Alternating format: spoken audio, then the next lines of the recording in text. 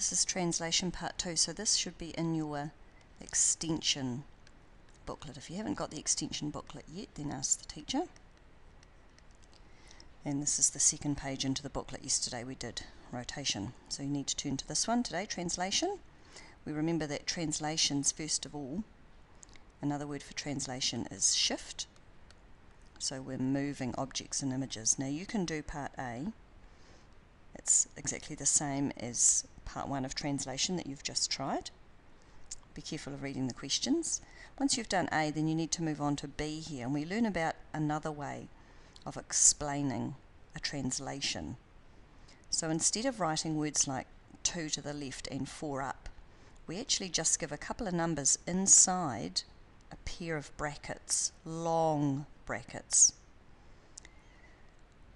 It explains here the instructions for a translation can be given in a short notation called vector notation. This array of brackets with 2 numbers in it like that is called a vector. You'll notice it says in the example here that if it has a 3 as the top number, that means 3 to the right. And the bottom number tells you how many up or down, so in this case it says 2, so we're going to go 2 up. So when we translate or move an object, we would move it 3 squares to the right and 2 squares up. Here's a second example. It's got the numbers -1 and -3. You can read it on your sheet.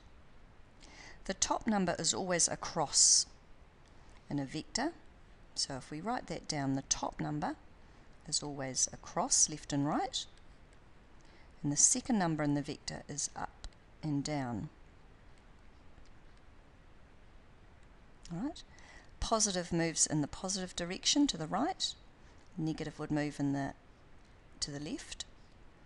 Positive would move up, obviously, and negative would move down. So this second example here, the first number is a -1, so that's across, and it's across to the left. It says 1 to the left.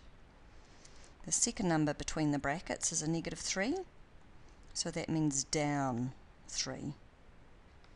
2 more examples here to look at.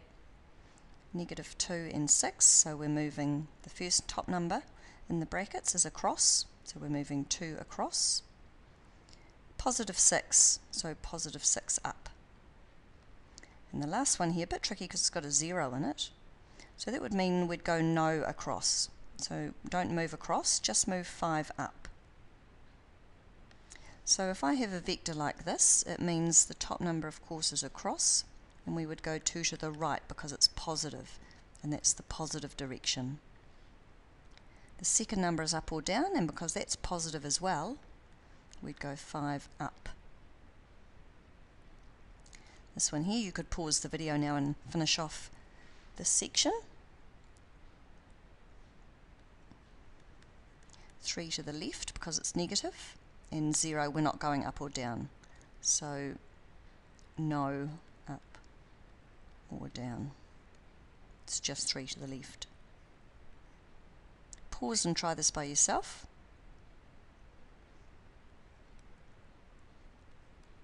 It's positive, so we're moving right.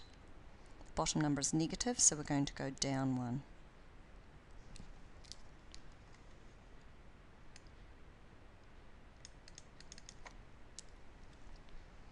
Right, this time we're going backwards, so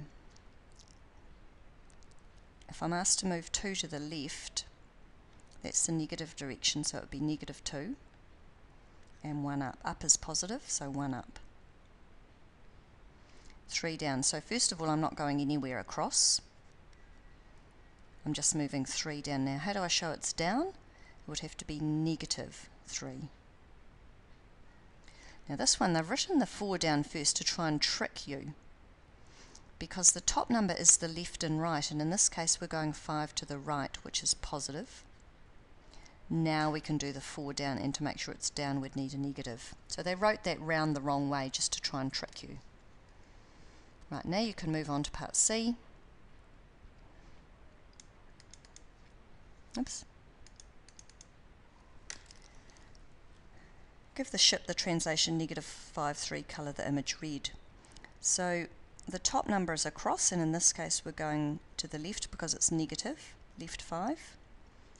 And then the bottom number in the brackets is the up or down, and it's a positive 3, so we're going up 3.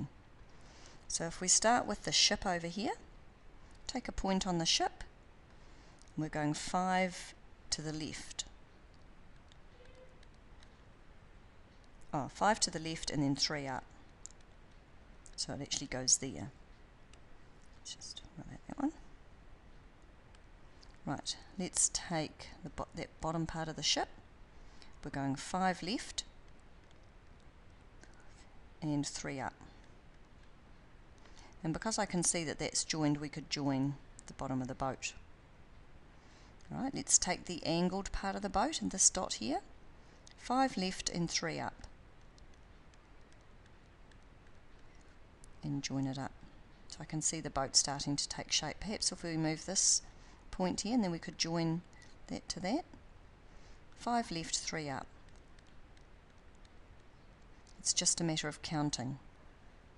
There's the bottom of my boat. Now you might be able to just draw freehand from here if you can understand how the boat is drawn, or you might need to still shift some points. It says to colour it red, so you need to find a red pen and have a go at colouring it red. The other way to do it would be to use your tracing paper. Put your tracing paper over top of the picture, trace around it, take one point and move your tracing paper 5 to the left, 1, 2, 3, 4, 5 and 3 up, and then try and draw trace through the tracing paper. That's another way to do it, is to use your tracing paper. Right, you can try the rest of these carefully. Just watch the colour that it talks about, and the answers will be up the front of the classroom there. You can check them. Have a go at that, please.